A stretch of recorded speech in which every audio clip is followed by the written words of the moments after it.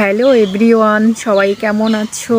আশা করি সবাই ভালো আছো, আমিও ভালো আছি। তো সকাল সকাল আজকের ব্লগটা শুরু করলাম। তো সকালবেলা ঘুম থেকে উঠে ব্রাশ করার পরে আমি চাটা বসিয়ে দিলাম। তো চাটা হয়ে গেলে একটু পরে চাটা খাবো। তো সকালবেলা আমি বলতে গেলে আমি লাল চাই খাই।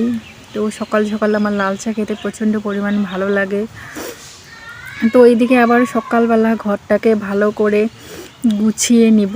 তো রুমটা কীরকম একটা হয়ে আছে, তাই না বলো? তো রুমটাকে ভালো করে যদি পরিষ্কার করে নেই, তো পরিপাটি করে রাখি, তো রুমটা দেখতেও সুন্দর লাগে।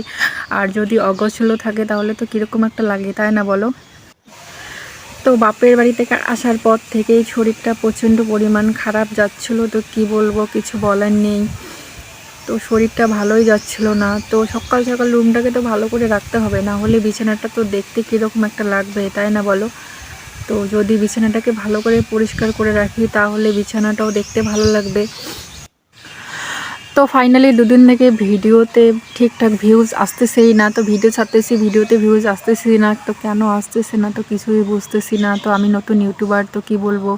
তো ভিডিও ছাড়তেছি, ভিডিওতে ভিউজই আসতেছে না। তো তার জন্য মনটা খুব খারাপ আমার। তো কি বলবো। তো এদিকে আবার বোনকে বললাম যে তুই ক্যামেরাটা ধর, আমি ভিডিও করি। তো এইদিকে ড্রেসিংটা আবার কীরকম একটা হয়ে আছে। তো বাপের বাড়ি থেকে আসার পর থেকেই তো পরিষ্কার করে রাখিনি। তো ড্রেসিংটা যদি ভালো করে সুন্দরভাবে পরিপাটি করে রাখি তো দেখতেও ভালো লাগে।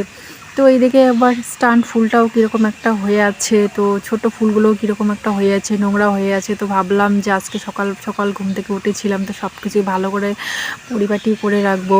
তো কি বলবো। তো ওইদিকে আবার বোন ক্যামেরা করতেছিল। তো নিজে নিজে ক্যামেরা করতে প্রচণ্ড পরিমাণ অসুবিধা হয়, কি বলবো।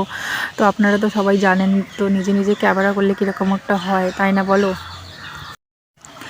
তো এইদিকে আবার বোনটার সঙ্গে ঝগড়া লেগেছিল। তো আমার মোবাইল নিয়ে আমার মোবাইলের চ্যানেলের ও ভিডিও ডিলিট করে দিয়েছিল। তো ভিডিও ডিলিট করে দেওয়ার পর থেকে আমার ভিউজ আরও কমে গেছে। তো কি বলবো। তো যেগুলো ভিডিওতে প্রচণ্ড পরিমাণ ভিউজ ছিল সেগুলোই ও ডিলিট করে দিয়েছে। তো কেন বুঝতেছি না যে আমার মোবাইলটা নিয়ে ও ভিডিও ডিলিট করে দিয়েছে।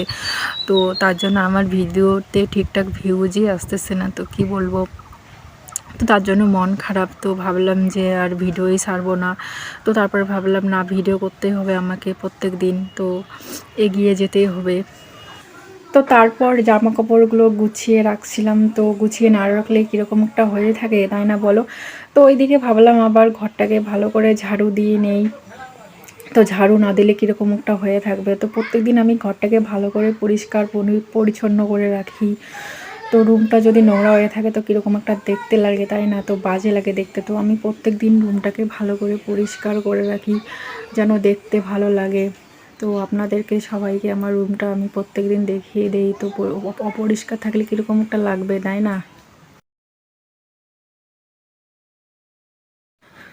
তো তারপর ফাইনালি ঝাড়ু দেওয়া হয়ে গেছে। তো এখন বারান্দাটা ঝাড়ু দিতে লাগবে। তো বারান্দাটা কীরকম হয়ে আছে, তো তার জন্য ঝাড়ু দিব এখন বারান্দায়। তো বারান্দাটা একটা কীরকম একটা নোংরা হয়ে আছে। তো ভালো করে বারান্দাটা ঝাড়ু দিয়ে নিলাম। তো এটা হচ্ছে আমাদের বাড়ির সামন। তো বাড়ির সামনটা ভালো করে ঝাড়ু দিয়ে নিলাম। তো বাড়ির সামনটা ঝাড়ু না দিলে কীরকম একটা হয়ে থাকে, তাই না? তো ফাইনালি সব জায়গায় ঝাড়ু দেওয়া হয়ে গেছে। এখন আমি রান্না বসাবো। তো সকাল সকাল রান্না করতে হবে। সকাল সকাল আমাদের বাড়িতে সবাই সকাল সকাল ভাত খায়। তো তার জন্য সকাল সকাল রান্না করব। তো এদিকে ভাত বসিয়ে দেব। তো রান্না করব মাছ দিয়ে, হচ্ছে লাউ রান্না করব। তো মাছের মাথা দিয়ে লাউ। তো এখন আবার ভাত বসিয়ে দেব। তো বোনকে বললাম যে তুই ভিডিও কর, আমি রান্না করব। তো আমি এরপর একটু পরে রান্না করব। তো ফাইনালি দেশলাই দিয়ে আগুনটা ধরিয়ে নিলাম। তো এরপর রান্না তো বসাতেই হবে। তো আমার আজকেও প্রচণ্ড পরিমাণ খিদে পেয়েছে। তো সকালবেলা ভাত না খেলে নয়। তো প্রত্যেক দিন সকালবেলা ভাত খেতে হয়। তো এরপর হাঁড়িটা বসিয়ে দিলাম। তো আগুন ধরিয়ে দিয়েছি। এরপর হচ্ছে গিয়ে তোমার মাটি দিয়ে হাঁড়িটাকে ভালো করে লেপে নিতে হবে। তো তোমরা যদি হাঁড়িটাকে ভালো করে লেপে নাও মাটি দিয়ে, তাহলে মাজতে বেশি একটা অসুবিধা হয় না। তো আমি মাটি দিয়ে হাঁড়িটাকে ভালো করে লেপে নেই। তো এইদিকে হচ্ছে চালগুলো ভালো করে ধুয়ে নিলাম। তো চালগুলোকে ভালো করে ধুয়ে নিয়ে তো এরপর চালগুলোকে হাঁড়ির মধ্যে দিব। তো ফাইনালি চালগুলোকে 2-3 বার ধুয়ে নিচ্ছিলাম। তো চালগুলোকে তোমরাও 2-3 বার করে ধুয়ে নেবে। তো ফাইনালি চালগুলোকে হাঁড়ির মধ্যে দিয়ে দিলাম। তো হাঁড়িতে দেওয়ার পর এখন আমি হচ্ছে গিয়ে তোমার লাউ কাটবো। তো বোনকে বললাম যে লাউগুলো নিয়ে আয়, তো লাউ কাটবো। তো তারপর বোন লাউটা নিয়ে আসলো। তো এখন আমি লাউটা কাটবো। তো লাউটাকে ভালো করে পরিষ্কারভাবে কাটতে হয় যেন লাউটা দেখতে সুন্দর লাগে। তো অনেকেই লাউ কাটতে ঠিকঠাক পারে না, তো তাদের মধ্যে আমিও একজন। তো আগে তো কখনো কাজ করিনি, তো শ্বশুরবাড়ি এসে কাজ করতে হচ্ছে, তো তার জন্য লাউটা কাটতে হচ্ছে। তো আমিও ভালো করে লাউ কাটতে পারি না, তো যেরকম করে পারি তো সেরকম করেই লাউ কাটতেছি। তো অনেকেই দেখে কি ভাবতেছো জানি না, তো আমি যেভাবে পারি সেভাবেই লাউটা কাটতেছি। তো ফাইনালি এইদিকে আবার কড়াইটা বসিয়ে দিয়েছিলাম। তো কড়াইয়ের মধ্যে আবার তেল দিয়ে দিয়েছিলাম। তো কড়াইটাকে না ভালো করে গরম করে নিতে হবে। তো কড়াইটাকে যদি ভালো করে গরম করে না নাও তাহলে মাছটা কড়াইয়ের মধ্যে লেগে যাবে।